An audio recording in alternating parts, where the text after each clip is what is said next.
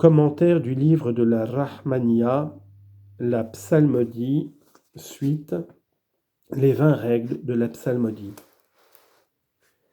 La 4e règle est de demander l'assistance de son shir par la pensée, de manière à ce que la pensée du shir soit toujours devant ses yeux, et cela afin qu'il soit son compagnon, son guide dans sa marche vers Dieu.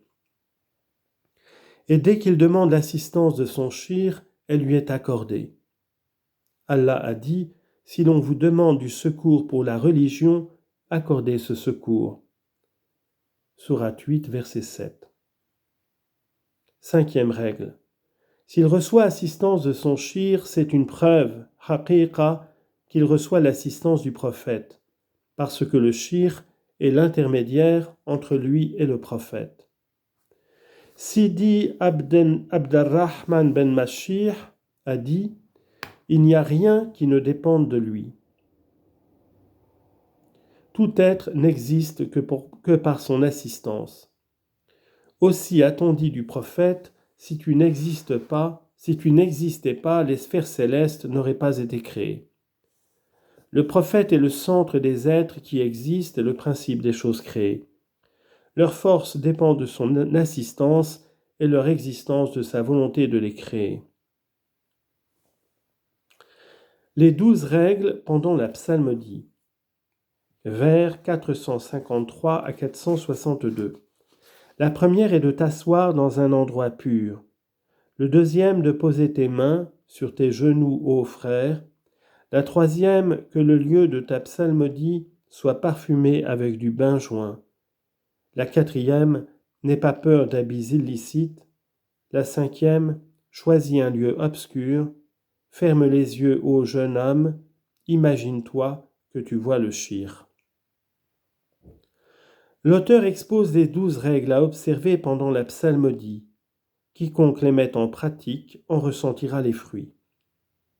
La première est de s'asseoir dans un lieu pur comme pour la prière, s'asseoir sur ses genoux pliés, les jambes croisées, murabba. Chasser toute pensée qui empêcherait de penser à la présence de Dieu et d'être attentif au sens des paroles que l'on va prononcer. S'il est seul, qu'il se tourne vers la qibla. S'il y a une assemblée disposée en cercle comme un anneau, selon ce qui a été dit, les places sont différentes selon les membres du cercle. Le premier se place vers la qibla comme pour la prière. Le dernier est assis, les jambes croisées. Deuxième règle. La deuxième règle veut que l'on place les mains sur les cuisses, les paumes ouvertes sans plier les doigts et sans les mettre dans son sein sous ses habits. C'est là une posture qui convient à un homme humble, mutawadéa, et repentant, munib, afin d'accepter les forces. La troisième règle veut que l'on parfume les lieux où l'on psalmodie avec une bonne odeur. Cela vivifie les âmes et attire la présence des anges. En effet, il y a dans les lieux de psalmodie des anges et des génies croyants. Aussi est-il bon de parfumer ces lieux de prière au moyen d'odeurs suaves et d'encens autant qu'on peut. La quatrième règle veut qu'on se revête d'habits licites et parfumés, même si ce sont des étoffes de chiffon, charamit. La cinquième règle veut qu'on choisisse autant que possible un lieu obscur à cause du grand secret de la prière, Sir Bahir. L'obscurité est le lieu du calme des mouvements de l'âme et de la concentration des forces ou des facultés de l'âme. C'est là qu'on reçoit les inspirations bien mieux que dans un endroit éclairé.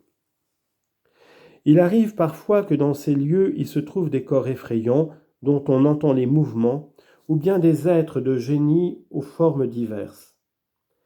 Le priant ne peut les apercevoir dans un lieu obscur, même s'il ouvre les yeux. Aboul Fatouh Kamal ed-Din, fils de Sidi Mustapha al-Bakri, a dit « Il m'est arrivé d'entendre le bruit de leurs sandales et de voir apparaître leurs fantômes. Or, si le priant est dans un lieu obscur, il ne sera aucunement troublé par ces apparitions. Si c'est pendant la nuit, le priant doit éteindre les lumières au moment de ces apparitions. Sinon, s'il n'y en a pas, il ne faut pas éteindre la lumière. De même, il faut qu'il n'y ait aucun bruit et que l'on n'entende aucune rumeur en dehors du bruit produit par les paroles de la psalmodie. Ainsi celui qui prie ne sera distrait par aucun bruit.